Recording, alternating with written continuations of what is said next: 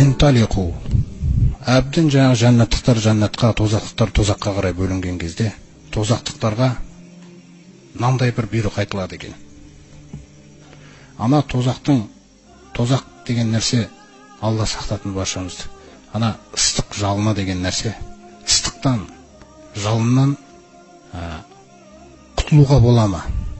Мысалы біз қатты күн ысып кетсе, бір күннен қақпалайтын жер болмай қап, бір сондай бір далада болып қалсақ, күн қатты қызған кезде не іздейміз? Көлеңке іздейміз. Бір қалқалайтын орын іздейміз да, таса іздейміз, бір сая іздейміз. Сол сияқты бір жағдайда тұрған кезде мынандай нәрсе айтылады екен оларға. Интолиқу иля ма кунтум бихи туказзибун. Әлгі өздерің осы күнге дейін өтірікке шығарып келген тозаққа қарай аттаныңдар деп айтылады екен. Аттаныңдар, әлгі өздерің өтірікке шығарып келген нәрсеге қарай дейді. Соның ішіне Алла Тағала салып жүргеннен кейін жаңағы көлеңкені іздейді ғой. Сол көлеңкені іздеген кезінде мына бұйрық айтылады екен. Интолиқу, барыңдар, аттаныңдар. Қай жерге қарай деген кезде иля зиллин зи саласи шуғаб. 3 тармақты дейді. Шуғаб деген тармақ. От лапылдаған кезде, мысалы айтайық, мынандай бір нелер бөлінеді ғой, оттың жалынан. Шүкір нелері. Сол 3 тармақты қара көлеңкеге қарай аттаныңдар деп айтады екен. Анау қара көлеңке жаңа бізге бір алыста су, жаңа сағым су болып көрінеді ғой. Сондай бір нәрсе жасалады екен о жерде. Азап, бүкіл нәрсе азап та. Сонда жаңағы қара көлеңкеге қарай асығыңдар деп айтылады екен. Қара көлеңкеге қарай аттаныңдар деп. Сосын жаңа көлеңке деп, оттан қорғайтын көлеңке деген нәрсе болып барады ғой адамдар.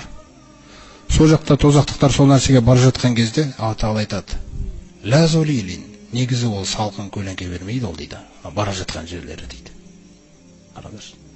Ана бара жатқан жерлері салқын сыйлайтын көлеңке емес дейді.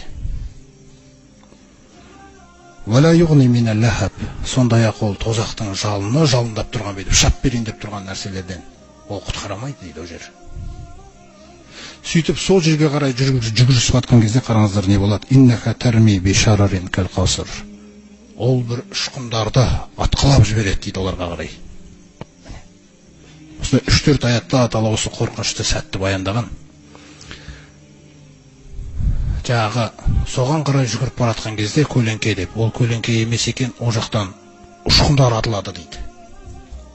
Ана ұшқын атылған кезде сендердің жер бетіндегі бір ұшқындарға ұқсамайды дейді ол. Әрбір ұшқын қамал секілді дейді көлемі. Көлем тұрғысынан он үлкен қамал сияқты дейді.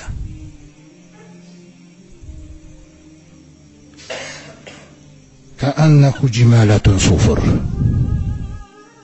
Көлемі тұрғысынан қамалдарға ұқсайды, а бейнесі тұрғысынан сары дейді. Оттың сары түрі болады ғой, қызыл сары деген нәрсе.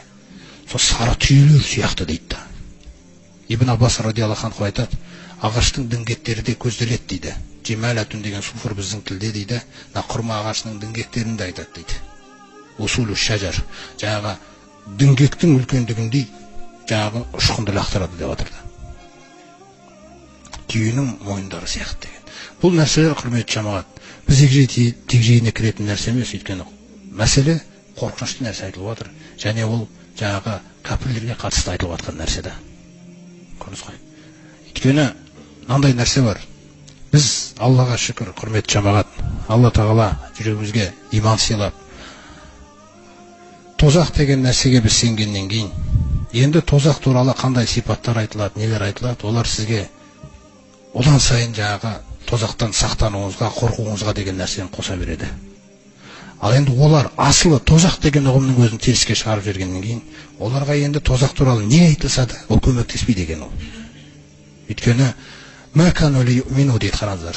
Елшілер жіберіп осындай нәрселерді ескертіп жатқан кезде, олар иман келтірмеді дейді. Иман келтірмеді дейді. Не себепті? Бима каззабу мин қабл. Өйткені олар әуелгі айтылғанын өтірікке шығарып жіберген дейді. Әуелгі айтылған сөзді өтірікке шығарып жібергеннен кейін, одан кейінгілері ол иман келтірмейді дейді ол нәрсеге. Міне осы жерде осы аяттарда атал айтып жатыр. Мысалы, тақуалар қалай қарсы алынады? Кәпірлер қалай қарсы алынады? Кәпірлердің қарсы алынатын кезеңін айтып жатыр да, нәрде тозаққа қалай қарсы алынады. Өйткені ақырын бастап азаптың ішіне кіріп бара жатқан кезде, бірден көлеңке іздейді ғой адам. Сол кезде әні көлеңке, соған қарай барыңдар деп айтылады дейді оларға. Қап-қара бір көлеңке сияқты болып тұрады дейді ол, зиллин. Үш тармақты дейді. Оны білмейміз біз, не үшін ол үш тармақ? Аллах Тағала жақсырақ біледі. Алла бүкіл нәрсесінен сақтасын баршамызды. Сонда жаңағы көлеңке қарай жүгіріскен кезде аты айтылды, ол салқындық бермейді дейді, ол көлеңке емес дейді асылы. Сондай-ақ ол тозақтың жалынынан да құтқармайды дейді ол. Ол бір қулық орын дейді. Олар келатқан кезде атып жібереді дейді да. Міне, атқылап жібереді, лақтырып жібереді, үлкен ұшқындарды лақтырады дейді. Енді бұл жерде бұл мәселе қамалдың көлеміндей жаңағы ұшқынды лақтырады деген кезде пайғамбарымыз саллаллаху алейхи бізге түсінікті болу үшін андай нәрселерді айтады.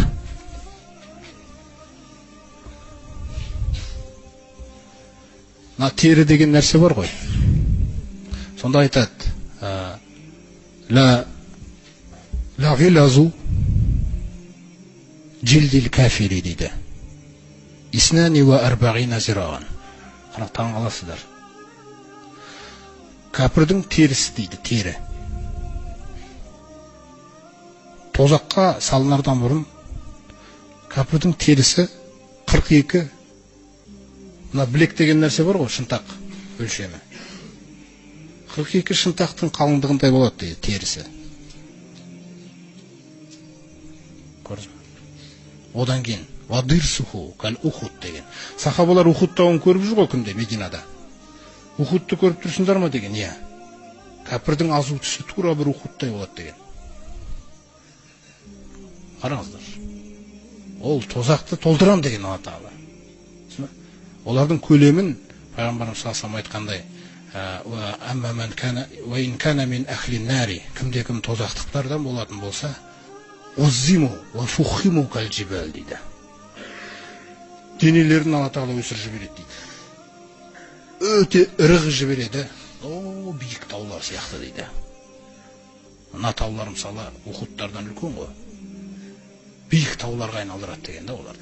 Дене өте үлкен. Терінің қалыңдығы жаңа 42 шынтақ болады дейді. Қараңыздар, қандай нәрсені айтып жатыр да. Дирсуху, азу түсі Ухуд тауындай болады деген. Мединада сондай-ақ Әл-Байдо деген тау бар. Әл-Байдо деген аймақ бар. Сахабалар, жаңағы мединалықтар біледі оны. Мысалы, жалпы үлкен тау төбе жаңағы. Ва фахизуху мислул Байдо деген. Оның жамбасы сол Байдо тауы сияқты болады деген да. Бұл пайғамбарымыз саллаллаху алейхи айтып жатқан сөздері түсінікті болу үшін да бізге. Одан кейін айтады: "Ва мақадуху минан нари", оның тозақтағы тұрағының орнының көлемі, жай панасының орны, кама байна Макка вал Мадина деген. Мекке мен Мединаның арасындағы. Барлығы жаңағы пайғамбарымыздан жеткен дұрыс хадистерде айтылып жатқан хабарлар бұл. Жаңағы Мекке мен Мединаның арасы, барып келгендер біледі қаншама шақырым екендігін мысалы. 500-600 шақырымның арасы шығар. Бір кәпірдің орны сонша болады дейді көлемі. Атауын үлкейтеді от үшін дейді. От үшін үлкейтеді дейді оны. Қараңыздар. Ал мұсылмандарға келетін болса, жаңағы пайғамбарымыз саллаллаху алейхи ва саллям айтады: "Ва ма мин ахадин ямуту сиқтан ва ла хараман иннама насу фима байна залика илля буиса ибн саласина сана" дейді. Кез келген осы дүниеде дейді, бір бала дүниеге келмей түсіп қалса, жаңағы мысалы несі түсіп бала шеттеп кетті. Шетінеп кеткен баланы айт, шетінеп кеткен бала болсын дейді. Екінші, қартайып өлген адам болсын дейді. Мұсылман, солай айтайық. Қартайып өлген адам болсын. Адамдардың, басқа адамдар осы екі жастың арасында ғой дейді. Кез келген жаңағы адам осылай өмірден осып кеткен кезде мұсылман. Ол дүниеге қайта тірілетін күні илля буиса ибн саласина сана. 30 жастағы адам болып қайта тіріледі дейді. 30 жастағы адам болып қайта тіріледі дейді. Сосын ва ин кана мин ахлил жанна. Егер осы 30 жаңағы жәннаттықтардан болса бұл адам дейді. Кана аля мисхати адам. Адам алейхиссаламның денесінің көлеміндей болады дейді. Бұл жәннаттық адам. Адам алейхиссаламның денесінің көлеміндей болады. Ал жаңағылардікі үлкен болады екен. Бұл дене бітімі Адам алейхиссаламдікімен бірдей. Ва аля сурати Юсуф. Юсуф алейхиссаламның сұлулығындай болады дейді. Сахих хадисте айтып отыр пайғамбарымыз саллаллаху алейхи вассалам. Ва аля қалби Айюб. Айюб алейхиссаламның жүрегіндей болады дейді. Осы мәселе. Міне жәннаттыққа жаңағы беріліп жатқан нәрсе ғой. Жасы несі, мынандай бір қызық оқиға. Жаңағы пайғамбарымыз саллаллаху алейхи вассалам Айша анамыздың үйіне келген кезде Айша анамыз айтады: "Дахала алейя Расулуллахи саллаллаху алейхи вассалам." Пайғамбарымыз саллаллаху алейхи вассалам үйіме кіріп келген кезде, "Ва кана инди ажуз." Менің қасымда бір әже отырған дейді. Мен Бәни Амир, жаңағы Бану Амир деген рудан, ауылдан. Содан пайғамбарымыз кіріп келіп, бір жақсы нәрсе айтқысы келеді. Бірақ әңгіме жаңағы қалай басталады?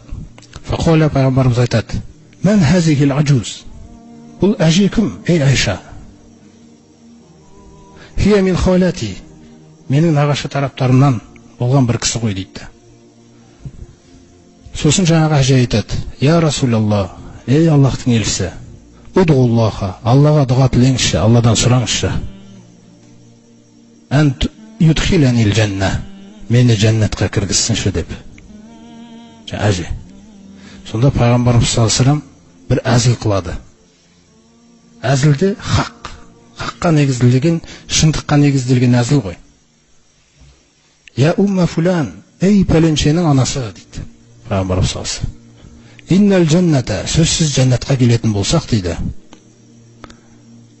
"Ла тадхулуха ажузун." Оған әже кірмейді дейді. Оған әже кірмейді дейді. "Фауаллат табхи." О кісі бірден бүйтіп басын төмен түсіре қап жылай бастады дейді. Содан пайғамбарымыз саллаллаху алейхи вассалам айтқан екен Айша анамызға: "Ахбириха, хабар бер оған. Хабар бер соған. Аннаха ла тадхулил жанна ва хия ажуз." Жәннатқа әже болып кіру мүмкін емес деп айт оған дейді.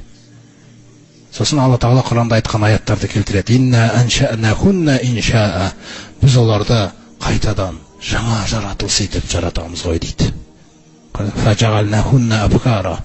Біз ол әжелер болып қартайса да, ертең қайта тірілетін күні жаңа жаратылыспен жаратып, олардың бәрін қыздар қыламыз дейді. Қараңыз қандай нәрсе айтып отыр Аллах Тағала. Урубан, күйеуін сүйетін, күйеуінен басқаны ойламайтын. Күйеуіне деген сағынышы, махаббаты тоқтамайды. Мүмкін емес ол нәрсе. Сондай қылып жібереміз дейді оны. Урубан, атроба, құрбы болады дейді ол. Қасында қартайып кетпейді, жаман болып кетпейді, жаңағыдай нетіп кетпейді деген осы дүниеде бір проблемалар болады ғой. Ондай нәрсе жәннатта жоқ. Соны жаңағы әжеге осындай нәрсені айтқан екен пайғамбарымыз саллаллаху алейхи вассалам. Міне сондықтан мынау қызықтар өзі. Мысалы егер біреу егінші болса, егінмен айналысатын адам екі түрлі болады. Біреуі сүйіп айналысады да онымен. Біреуі айлық табу үшін айналысады. Егер айлық басқа жерде болса, кетіп қалады. Яғни жалпы оны бір жұмыс ретінде істейді ол. Сонда жаңа пайғамбарымыз саллаллаху алейхи вассалам айтады ғой, жәннаттықтардың бірі дейді. Жәннаттықтардың бірі айтады дейді: "Раббым" деп, "түгел нәрсені Алла Тағала бергеннен кейін мен егін еккім келеді" деп айтады дейді. Қараңыздар. Бүкіл нәрсе бар емес пе сенде? Раббым, бүкіл нәрсе бар, бірақ егінді жақсы көремін деп айтады дейді. Сосын қасымызда бір көшпен дарап отырған дейді, бәдәуи. Олар көбінесе жаңа көшіп жүреді, мал бағады. сосын ансарлар мен Курайштар отырған дейді да. Сонда Аллах Тағала жарайды деп егін алқабын сол жерде жәннатына жасайды екен оған, көріп емес. Дәнді береді екен да, дәнді салған бетте өсіп шығып жеміс беріп отырады ғой. Сонда жаңағы Бадави соны естіп тұрған айтады. Енді бұл біз емес шығармыз енді, біз көшпеліміз ғой. Мына Құрайштерден біреу шығар деп, әзілдеп. Құрайштар ғой осы егін егетіндер дегенде. Яғни бұл жерде айтқым келіп тұрғаны, құрметті жамағат, егер де сондай бір адамның бір сүйіп Алла үшін сондай бір пайдалы істеп жатқан нәрсесі адал, сондай жақсы нәрсе болатын болса, Алла Тағала оны жәннатқа жалғастыра берем десеңіз, проблема